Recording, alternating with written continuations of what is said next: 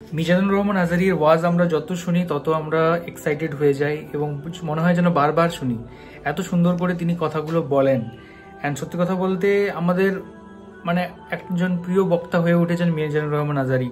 মানে জাস্ট শুনছি বলে এমন নয়, শুনতে যথেষ্ট ভালো লাগে এবং ওনার কথাগুলো যথেষ্ট মানে দারুণ হয় এবং বিজ্ঞানসম্মতভাবে কিছু কথা বলেন, কিছু সময় ইমোশনাল দিয়ে কথা বলেন, মানে সব রকম ফ্লেভার পাওয়া যায় কথাগুলোর মধ্যে দিয়ে।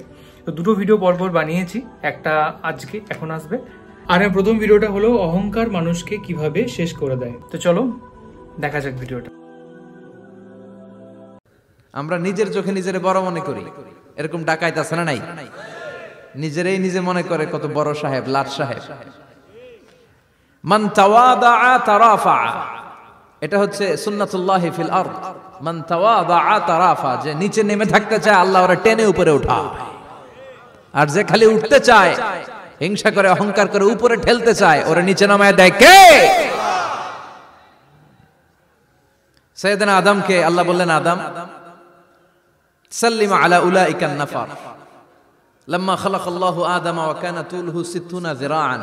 নিচে নেমে গেলে যে উপরে ওঠে, আর উপরে উঠতে চাইলে যে নিচে নামে। উদাহরণ দেখেন, আদম আলাইহিস সালামকে তৈরির পর আল্লাহ বললেন, আদম সাল্লিমা আলা উলাইকান নাফার, এই ফেরেশতাদের সালাম দাও।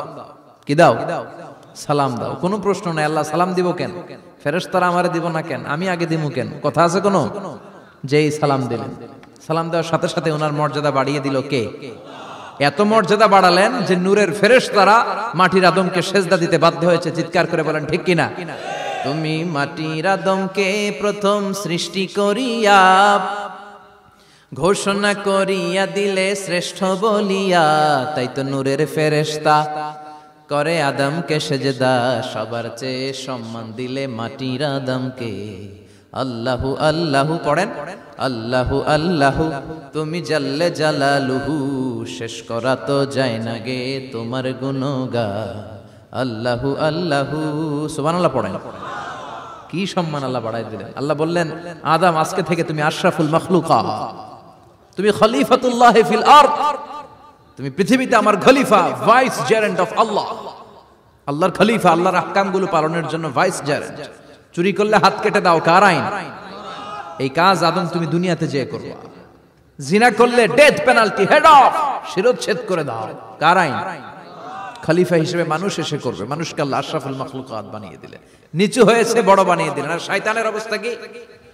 শয়তানকে আল্লাহ বললেন সেজদা দে আদমকে। শয়তান যুক্তি দাঁড় করিয়েছে, খালাকতাহু মিন তিন খালাকতানি মিন নার ওয়া খালাকতাহু মিন তিন। আল্লাহ আপনি আমারে বানাইছেন আগুন দিয়া। কি দিয়া? আগুনের ধর্ম উপরের দিকে ওঠে, আর মাটির ধর্ম সে নিচে পড়ে থাকে, আমি কেন সেজদা দেব? শয়তানকে চিরকালের জন্য ইবলিস মালউন, অভিশপ্ত আর জাহান্নামী হিসেবে ঘোষণা দিয়ে দিল কে? এজন্য আপনি ছোট থাকতে চাইবেন, আপনারে বড় বানাবে কে? আর আপনি নিজে যদি বলেন আমি বড়, থাপ্পড় মেরে আপনারে নিচে নামাই দিবে কে? এজন্য বিশ্বনবী দোয়ায় বলতেন, আল্লাহুম্মা জাআলনি সাবুরা ওয়াজআলনি শাকুরা ওয়াজআলনি ফি আইনি সাগীরা ওয়া ফি আ'য়ুনিন নাসি কাবীরা। ও আল্লাহ, আপনি আমারে ধৈর্যশীল বানান, আপনি আমারে শুকরগুজার বান্দা বানান, আমার চোখে আমারে আপনি ছোট বানান, মানুষের চোখে আপনি আমারে বড় বানান। সুবহানাল্লাহ পড়েন। এজন্য সবসময় শুকরগুজার থাকার চেষ্টা করতে হবে। রাজি আছেন তো?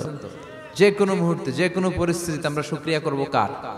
চিল্লায় বলেন কার? আমরা যেন বেশি বেশি আল্লাহ তাআলার শুকরিয়া আদায় করতে পারি। আল্লাহ তুমি তৌফিক দাও।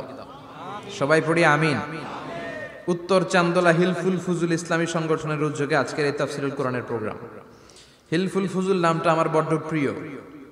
বিশ্বনবী যখন 15 কিংবা 20 বয়স, কোন বর্ণনায় এসেছে 15, কোন বর্ণনায় 20, তখন তিনি একটা ছাত্র সংগঠন করেছিলেন, ইয়াং স্টারদের একটা অর্গানাইজেশন করেছিলেন।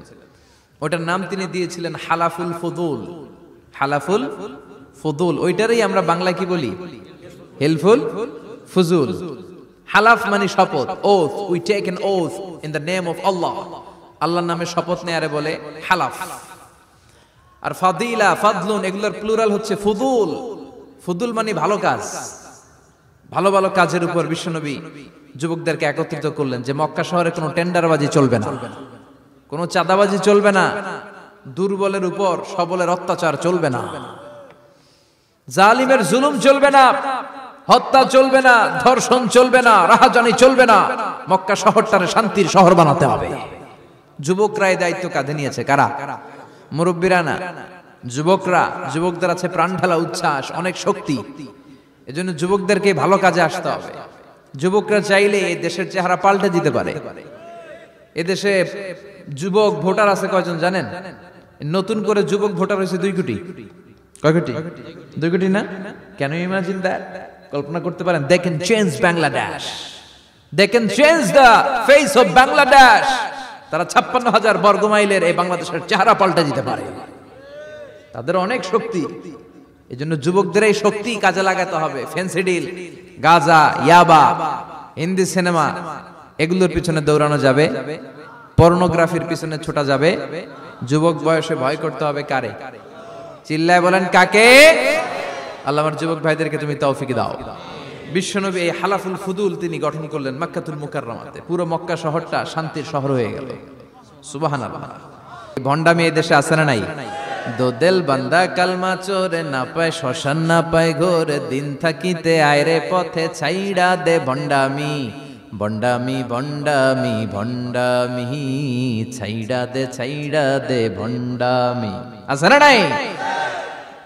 নামাজ কালাম পড়ে না, ইবলিশ শয়তানের নানা। আছে না? নামাজ নাই, রোজা নাই, নাচানাচি, নাচ গান, গোসল করে না, সারা বছরে করে একবার, ওই গোসলের পানি মুরিদরা খায় ফেলায়। আছে না নাই? নামাজ রোজা করে না, ইবলিশ শয়তানের নানা। ধর্মের একখান খুঁটি ধইরা কয়দিন করবা হয়রানি। ভণ্ডামি ভণ্ডামি ভণ্ডামি, ছাইড়া দে ভণ্ডামি। ঠিক কি না?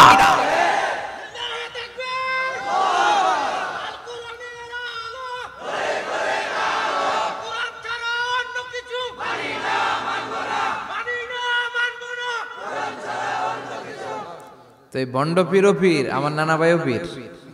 কথা কন, পীরে পীরে পার্থক্য আছে না নাই? পীরে পীরে পার্থক্য আছে। এজন্য পীর চিন্তা হবে। এদেশে এই পাক ভারতে ইসলাম প্রচারে ওলিয়া উলিয়াদের, পীর মাশায়েখদের অবদানের কোনো শেষ নাই। কিন্তু চিন্তা হবে, কষ্টি পাথর দিয়ে যাচাই করে নিতে হবে। কারণ এই পীরের আদলে অনেক ভণ্ড এই বাংলার জমিন আছে না নাই? এই ভণ্ডদের সাথে আমাদের কোনো সম্পর্ক নাই।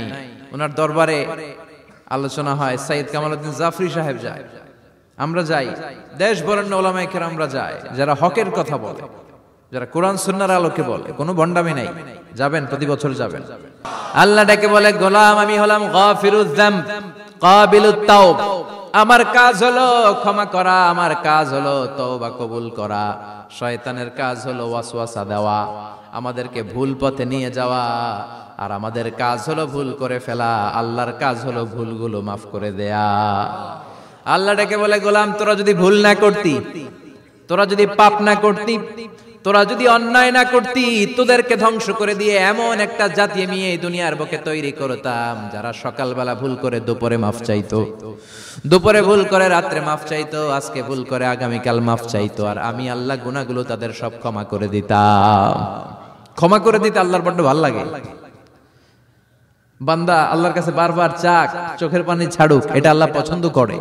চোখের পানির যে কত পাওয়ার আপনি কল্পনাই করতে পারবেন না। মঈনুর রহমান আজারীর ওয়াজ তো আমাদের যত শুনি তত ভালো লাগে। তো আজকের ওয়াজটাও অনেক স্পেশাল ছিল, খুব সুন্দর লাগলো শুনতে। অ্যান্ড অনেক কিছু জানতে পারলাম, অনেক কিছু শিখতে পারলাম, অ্যান্ড অনেক কিছু বুঝতে পারলাম।